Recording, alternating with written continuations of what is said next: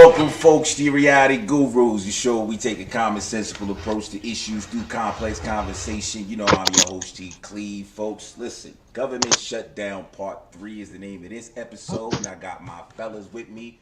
Let's go ahead and introduce you to them. We got my man DB, of course, Anye, and we got an interesting special guest here today, Mr. Ramsey N.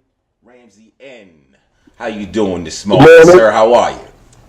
All is well, can't complain. Well, would like to, but I won't. Well, folks, let me just give you a little backstory about Mr. Ramsey. So last week we got into the government shutdown, had a discussion about accountability.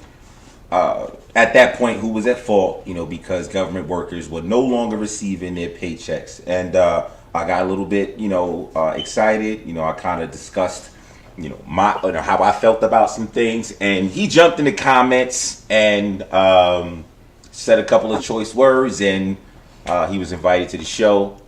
It was unanimous. Me, fellas, thought it would be a good idea, so now we got Ramsey here again. Ramsey, good morning, man. So now that we got you here, man, is there anything that you want to get into specifically before we touch on the government shutdown? What was it that you wanted to get into last week that apparently you wasn't able to get out? Talk to us, gentlemen. I had a question last week concerning one of your comments. I'd like to just make this nice and short. Don't want a whole lot of time on this one question. And the question that I'm going to ask is, how do you barter with children? How do you barter? How do you barter with children? You said something about Trump being a child and the Democratic Party should just give him what he wants. Well, do you give your kids what they want when they have a tantrum? Okay, so I see where you're going. Well, all right, so actually what I was saying was that's how the American people feel about Donald Trump, that he was a bully, that he was a child. That's not something that I necessarily, feel. I'm just saying as far as the sentiment of the people. So if that's the way he's acting, the way that you deal with that is not act the same way. That's what my point was. That the Democrats are apparently trying to stand on some kind of moral ground, some moral mighty horse, but they're doing the same thing, the same type of bullshit politics that Donald Trump was doing. So that's really what I was getting into. It was less about how to barter with children and more about the Democrats choosing to act like spoiled, petulant children right along with Donald Trump. That's what I was saying. I mean, I'm saying, does that help out with the situation or not? Does that make you feel a little bit better about it?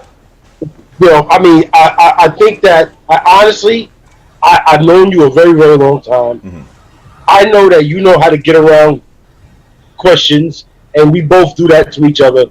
That question right there, it's not going to get answered the way I wanted to get answered. So I'm going to just go to another question. Oh, okay. Listen, let's be fair. Like I said, this was your opportunity to come up here and to kind of address this specifically. So, well, what is it that you asked the question, how you barter with children, and I kind of just let you know exactly what my point was last week. So if what I just said wasn't enough, then tell me where would you have liked this? You wanted the Democratic Party to play pickup sticks with Donald Trump, right? No, I wanted them to. All right, listen, man. To give him the 5.7. Right, but why? The thing is, why? Why at that point was I put people back to work? Right. That's put people back to work. When clearly he said that he would take the mantle for the shutdown. Okay. He said that. Okay. So why not let him take the mantle for the shutdown? But who didn't let him take it is what I'm saying. Like, who didn't let him take the... You're saying it's a Democratic issue. Before I have to say a disclaimer, I don't claim a political party. If I had to say anything, I'm way independent. Mm-hmm. All right? So I'm not fighting for the Democrats. I don't hate the Republicans. I'm just merely saying the question. Mm-hmm. You are blaming the shutdown on the Democratic Party, I correct? was blaming the fact that the shutdown had gone as long as it gone. The shutdown was nobody's fault. They just couldn't come to an agreement. So my point is that the shutdown was inevitable because they couldn't come to an agreement. The fact that it lasted as long as it did, to the tune of the longest partial shutdown in American history, yes, I blame that solely on the Democrats.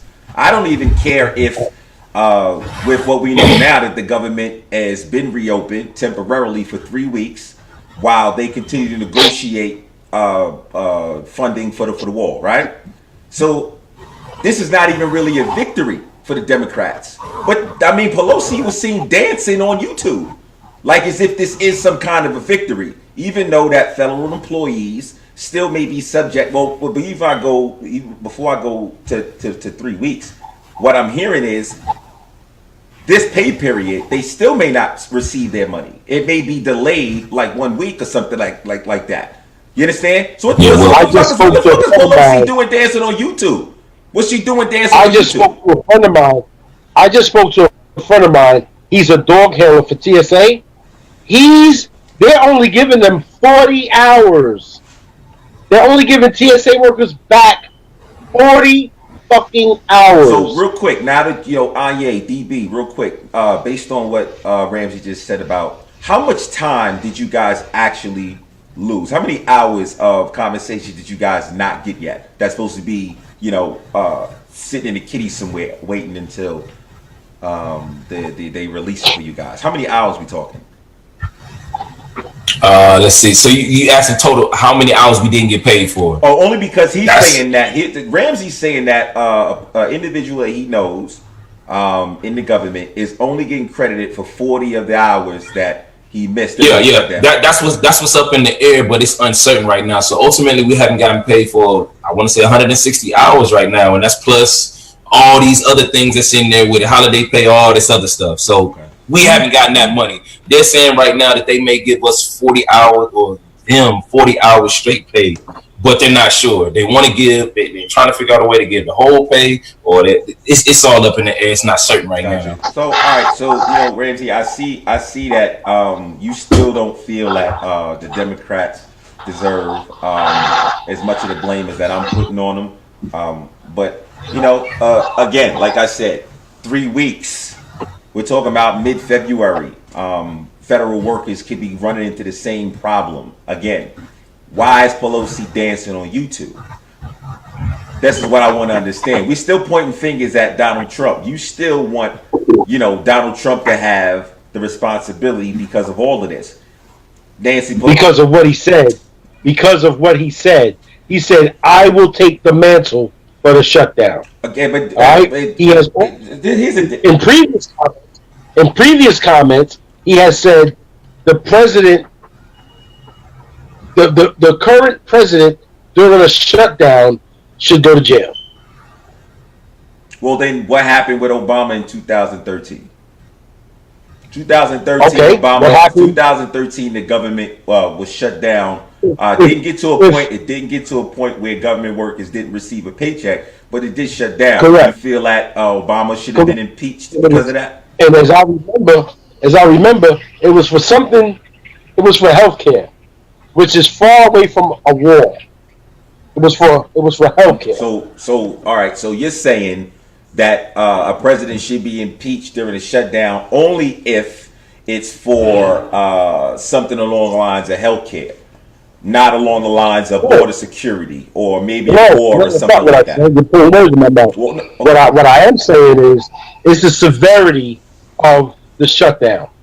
How serious is this? How much crime is this war going to stop? You know what it is? Trump has got people saying the sky is falling, and they're falling for his bullshit, and they're running around with their like chickens with their heads cut off. This is what we got today. Just like when TSA was formed, all right. Everybody with a turban was a secondarily screened. and our biggest job was, and we got pats on the back for taking people's nail clippers and shit. Right. Then we're going right back into the same time. All right. Well, I'll say this. I still maintain that the Democrats are at fault. Should take more to blame. We won't get too far into that. I just wanted to give you an opportunity to kind of elaborate a little bit on. Appreciate that. You know, of course, sir. Anytime. So, you know, if we go ahead and we move right along a little bit with that, let's talk about what's going to happen if the Democrats and the Republicans don't figure out a way to fund this wall, because that's what this government shutdown, you know, the government staying reopened is contingent upon. It's pretty much contingent upon that. You know, what happens then, fellas? DB, what happens then, man? If we, you know, we get back to the point where $5.7 billion is not given, and Donald Trump says, "Fuck it, we're gonna go right back to the same situation was before." What happens then? But which level are you asking on? Are you asking as far as the people or as far as the government? Well, I ask as far as you and what they do. I ask as far as you. Again, like I like the fact that you guys are on the show and you guys are federal employees, because then, you know, there's no speculation now. We're talking about, you know, hearing this perspective from actual individuals who are working in the government. So I'm saying, like, what happens, like, from a federal worker's perspective? Like, what happens, like? You know, I can only speak for myself. I know as far as this, because in the beginning I wasn't as hurt as other people are, because I don't have young kids. You know, most of my responsibilities were spoken for, and I have a second income coming into the house.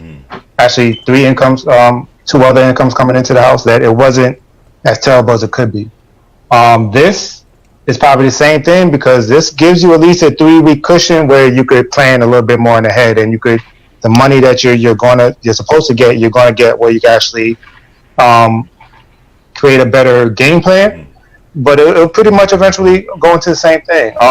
As far as an individual, I would hope, you know, other federal employees, the ones that are essential, that are getting paychecks and guaranteed paychecks, because the contractors are a totally different thing, because they are not getting paid, supposedly.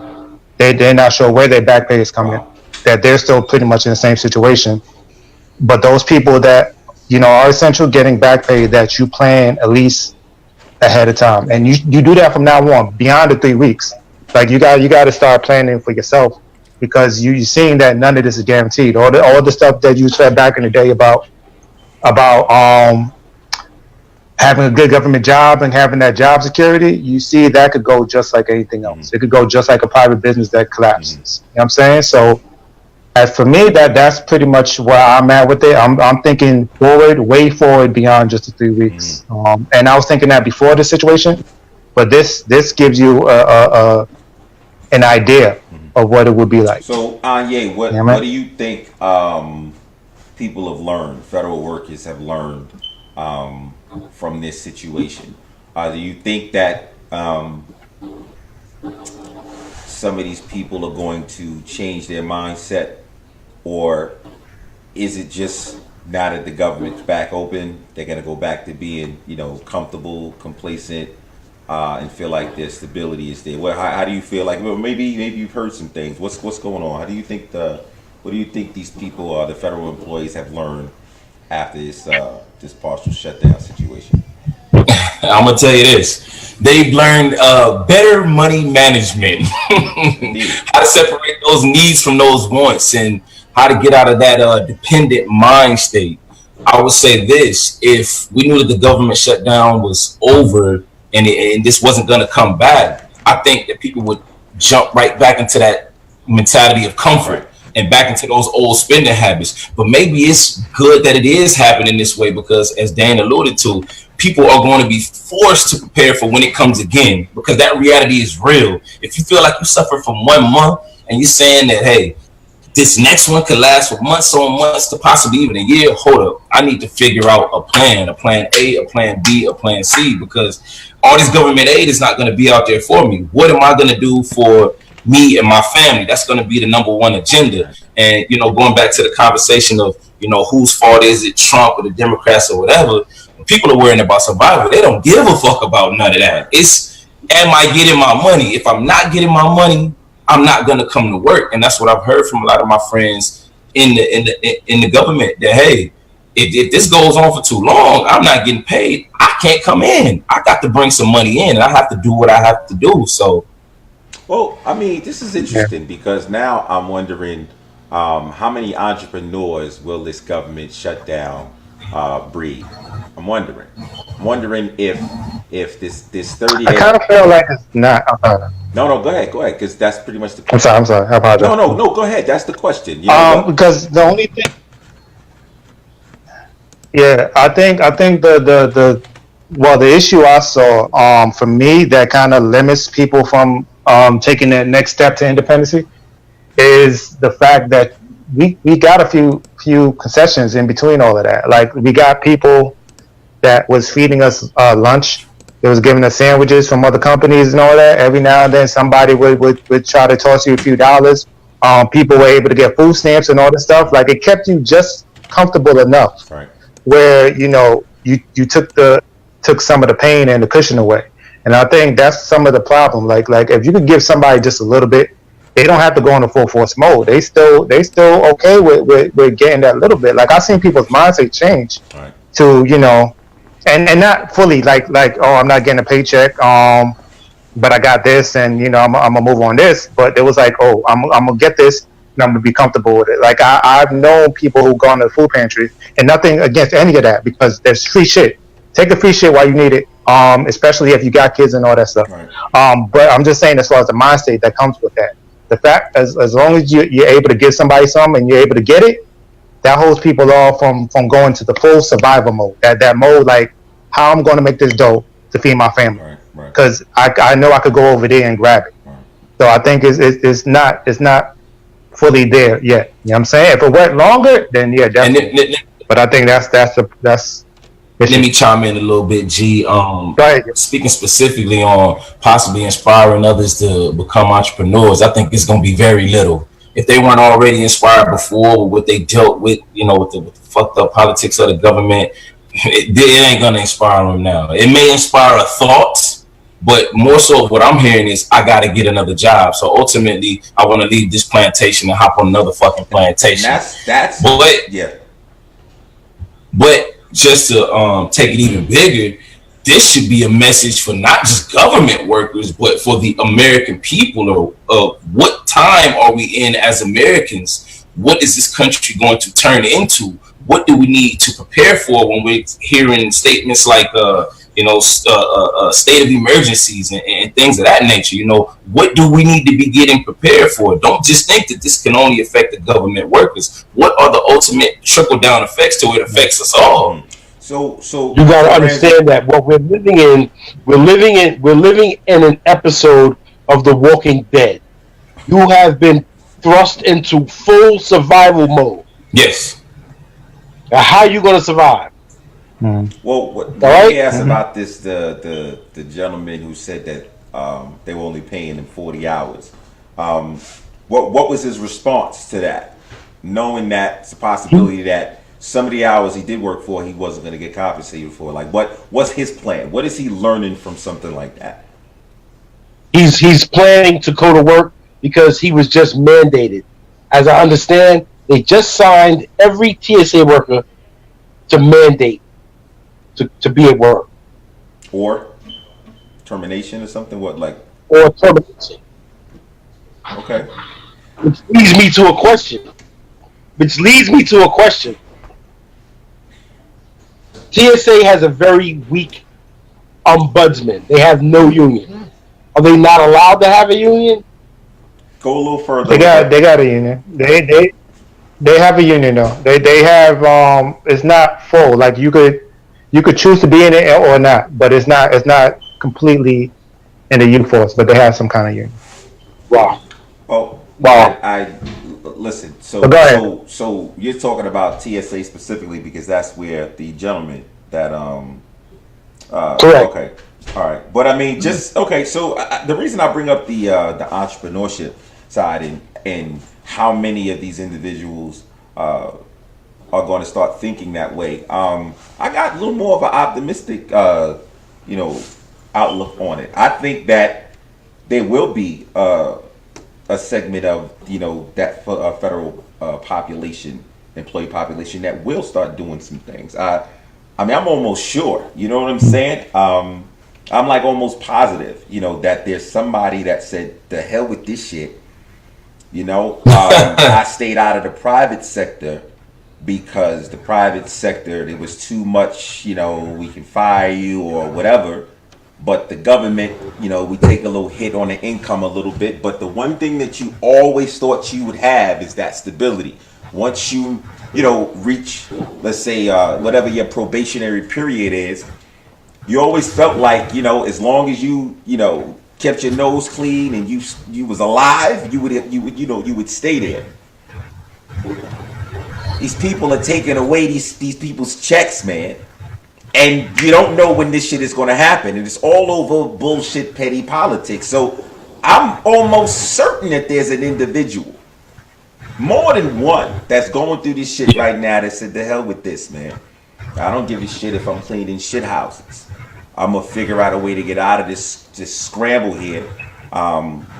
Because honestly, man, you know, if you don't even forget about the fact that you don't know how long it's going to last, right? They didn't even know it was really coming. Who really thought that it was going to get to the point where federal workers did not actually receive a check? Nobody did. Matter of fact, there was a partner of mine, spent 30 years in the government. And when I talked to him about the shutdown before the paycheck situation, he blew it off. He's like, "Man, I done been through so many shutdowns, man. Don't worry about it. It's going to get to the paycheck. They're going to get paid." And that's what his attitude was up until that point. And the next time I talked to him, he said, "Brother, so many people are calling me from the job asking me what do I think is going to happen. We've never seen anything like this." So I'm optimistic, man, and I'm hopeful that there's some people that make the decision to go out and do it, because, you know, this is I mean, it's a stressful time. What you think about that, D? Yeah. And I'm hopeful with you, man. There will definitely be more than one. I'll give you two. There's about two people that think like that. I think I think though that man, you know what? Just the fact that I know plenty of workers that stayed on the job and was riding out the job instead of actually going out there and hustling or even looking for another job. That it kind of goes to me thinking that people are still kind of comfortable with the idea of this is going to be over and I'm gonna get a paycheck. That once this situation died down, like I think it's like where anything, you know how you get that initial rush, like, you know, you're like, yo, I'm tired of all this shit and I'm gonna do my own shit. But then when you get into it and you see the real shit that you got to do is going to cut all of that energy that you had before, and then you jump back into the same program that you know because it's much easier. So, you know, I mean, I'm hopeful too. I'm very hopeful that happens. I think there's a lot more people that's going to be in that same mindset though and jump right back to working at 9 to 5 because it's easy. You know, you know what I mean? Graham, let me now. This is listening to D just then. It's making me remember about conversation we had off air. You know, and we were talking about, you know, I think you had mentioned about why were these people still going to work, and you know, after I thought about that for a little bit, you know what I'm saying? I thought that was an interesting question. DB, Anye, being federal workers yourself. Well, first, Ramsey, is that what you said? Let me just be clear, because I'm seeming like I'm speaking. I just want to first confirm. Is that one of the questions that we discussed off air? Like, why were these people still going to work even though the paychecks had stopped? To be precise, I said, how do you work for free? Now, was that question, that's a rhetorical question, or it's a question directly to the federal employees? No, until I found out that these certain federal employees were mandated, that was my question. Yeah, but I mean, so okay, so what? I'm kind of trying to figure out what would have been. Go ahead. Can I? Go ahead. Because I want to use it as a springboard, at least for me and Ye. That for us, well, at least for me, let me not speak totally for Ye, because I know some of Ye's side gigs, that this is not the sole thing for us. You know what I'm saying? Like, we have other stuff outside that we're doing. I think this is just, this was our link to the other stuff anyway, to the point where, and I think this is probably the bigger question for everybody, is that even though you're not technically getting money, I mean, even the fact that you get money is kind of a promise. It's the idea that, like, oh, I'm going to work, and for that amount of work that I do, they're going to give me this amount of money. All this kind of does theoretically is expand the shit more. So people are still going off of that same idea, like, oh, I'm gonna get paid when this shit is over. It's just a matter of when this shit is over. So you know what I mean? Is that still same idea? Like, people are gonna stick it out because to them that's their purpose right now, to get that money to feed their kids. But for me, yeah, go ahead. Would you support the privatization of a screening company? And recently, actually, I know somebody that was telling me their situation, because they actually are a TSA officer, and they worked in Florida. I forget what part of Florida, but it was a small part of Florida, and that pretty much happened to them. The situation that they were telling me, though, was that originally when this company was buying them out or whatever they do, that when it was taken over, it was like everything is going to be the same. You're going to get the same amount of money, the same benefits, all of this stuff. You're going to have full time. Pretty much everything that you got now is just going to be under our money. You're just not going to get paid by the government. That person was able to transfer and go somewhere else, and stay with TSA, because that was one of the options you had. So what ended up happening, though, what they had from the people that stayed there, is that pretty much all of that shit was lies. Pretty much, when they got into privatization, they paid them less. They gave them a part time. They took away all their benefits. That basically you're now pretty much the same thing is happening like with you in the government, but now you have less legal things that you can actually do, because private companies can do what the fuck they want to a certain degree. You know what I'm saying? So they could pay you minimum wage instead of paying you the shit money that TSA may pay you anyway. You know what I'm saying?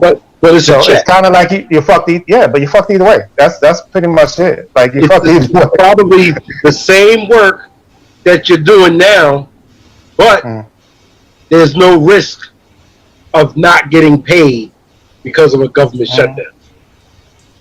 Well, yeah, I mean, that's the one point.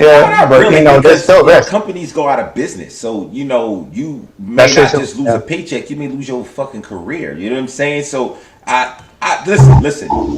For me, entrepreneurship is the ultimate.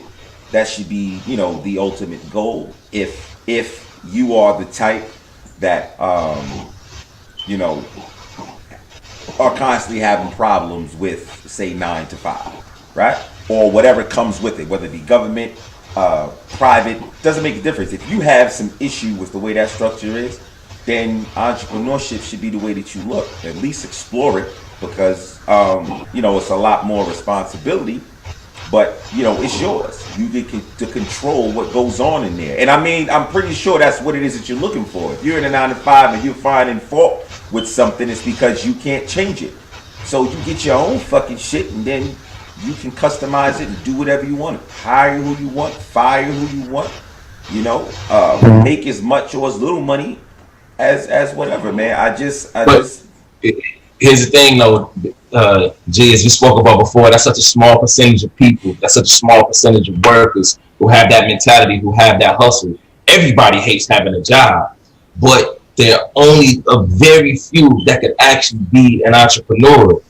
Let's be real, man. A lot of folks got that slave mentality. It's deep. That shit runs deep. We like the comfortability of a job. We like the comfortability of, I know this check is coming in 2 weeks. If a shutdown and such don't motivate you to get the fuck off that plantation, I don't know what else the hell would. Why? But a lot of people are going to go back. A lot of people are going to find other jobs. You know what I'm saying? I'm not judging. I'm not knocking you. I'm just not of that mentality. I want to escape the plantation all the time.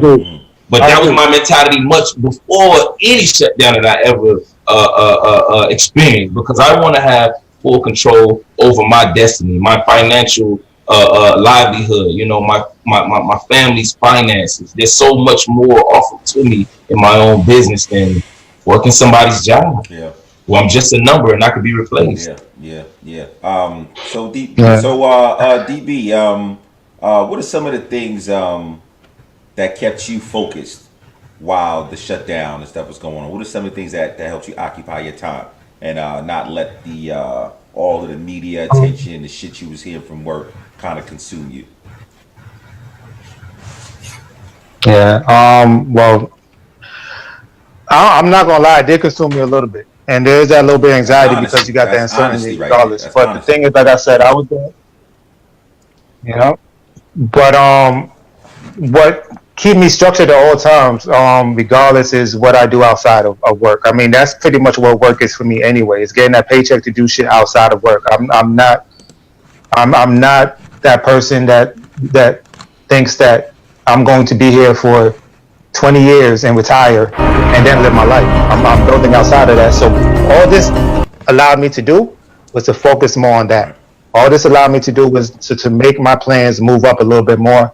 And that's what kept me focused. So those times that I really was facing anxiety, it was like stick to your game plan, stick to your game plan, keep moving, keep structuring all this other shit. Because the only thing that changed is that you don't have the money right up front right now. And you know, if anything else fails, like if this keeps on going, you're just gonna have to make that decision to what you're going to do next. Either leave or find a second source of income, start doing the fuck you gotta do to keep that stuff that you're doing on the outside going. And pretty much is just pushing me more into survival mode.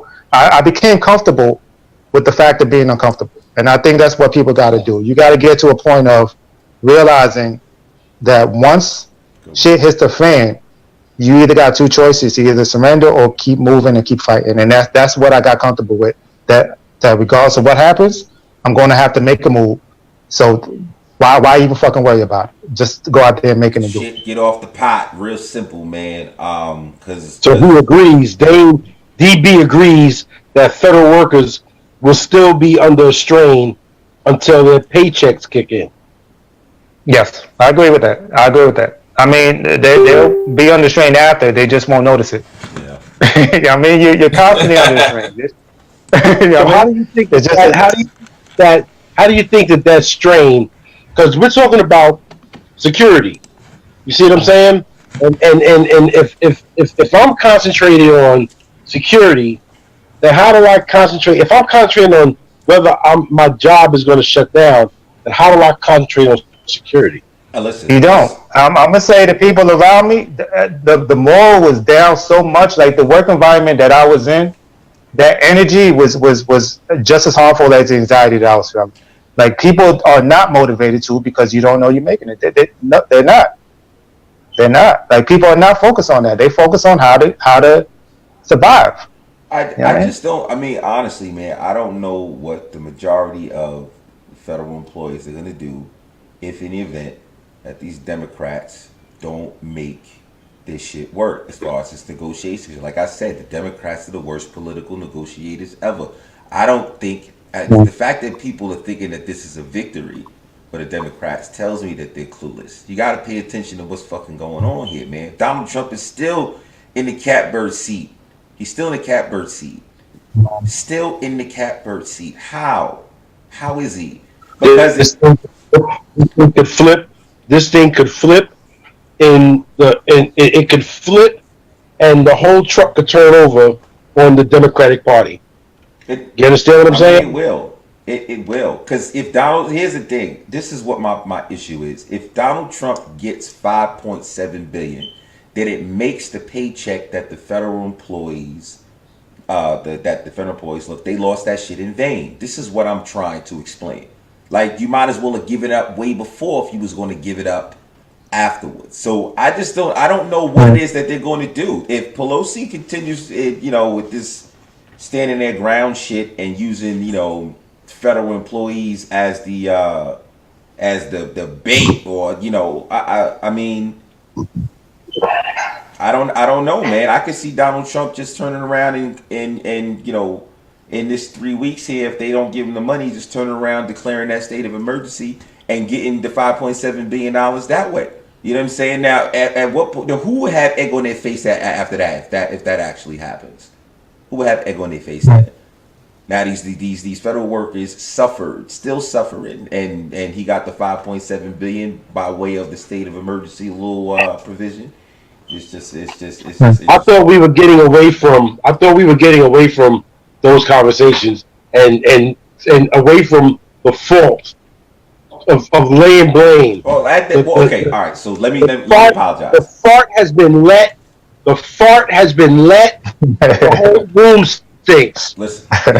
What all right. But see, here's the key though. Donald Trump is currently the sitting president, right? So the whole room may fucking stink, right? But he got a bottle of Febreze in his back pocket, or a gas mask to put on his face. He's sitting in the seat right now. Y'all need to dethrone him. And what it is that the Democrats are doing. Matter of fact, Kamala Harris. Who the hell is excited about Kamala Harris? Kamala Harris.